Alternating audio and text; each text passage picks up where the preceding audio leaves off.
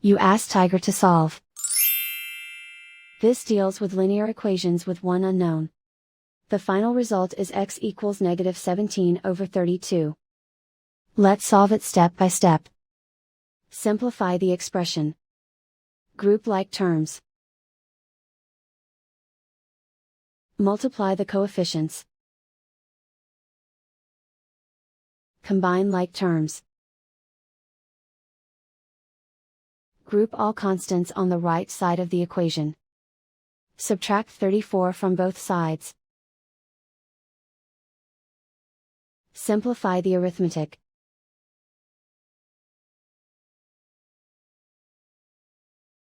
Isolate the x. Divide both sides by 64.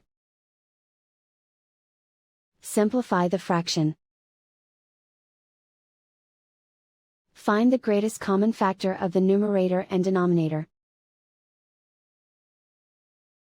Factor out and cancel the greatest common factor. And so the final result is x equals -17/32.